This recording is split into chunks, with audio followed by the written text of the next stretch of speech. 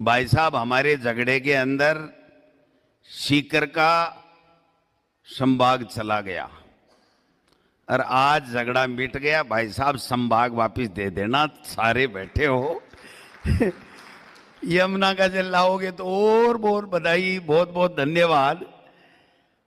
हमारी जो खोई हुई चीज है हमारे झगड़े से चली गई थी, हो सकता है उसमें मेरी कमी रही हो, मैंने ऐसा कोई कह दिया हो, आप बुरा मान गए हो तो मैं माफी चाहता हूं, छोटा भाई हूं।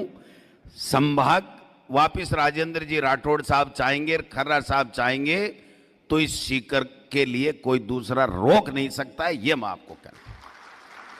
और अगर ऐसा हो गया, जिसकी शुरुआत अभी चंद सेकंडों के बाद में खर्रा साहब घोषणा के रूप में करने वाले हैं, मैं उम्मीद कर सकता हूं और हम सबको उम्मीद तो करनी चाहिए। सरकारों से उम्मीद नहीं करें, ईश्वर से, भगवान से, राम से उम्मीद नहीं करें तो फिर तो आदमी का जीना ही क्या है, फिर तो सब कुछ खत्म हो जाता है।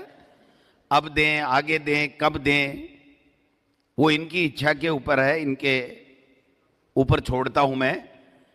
लेकिन आज का ये जो संगम आपने कराया है ना पवन अरोड़ा साहब, ये देखना कुछ नया करके गुजरेगा और राठौड़ साहब जोन में कहीं न कहीं आपके पुनः फीटार किलंगी टंकने वाली है, मुझे आभास हो रहा है आज। और ये सौभाग्य होगा शेखावाटी का कि आप जैसे संसदीय इतिहास जिन्होंने एक नई ऊंचाइयां प्रदान की राजस्थान की विधानसभा में रहते हुए।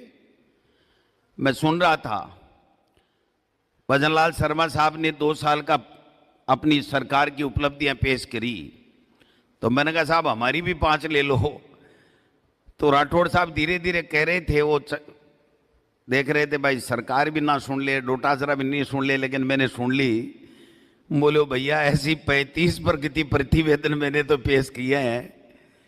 अच्छी बात है, सरकार जो होती है वो अपना विजन रखे, अपनी उपलब्धियां रखे, जनता के सामने जाए। हम उनमें कमियां खामियां जो लगे वो जनता के सामने, हम लोग सरकार के सामने बताएं। यही तो संविधान है और लोकतंत्र यही है। स्वस्थ लोकतंत्र जहां होगा वहां 100% विकास होगा और जनता खुशहाल होगी।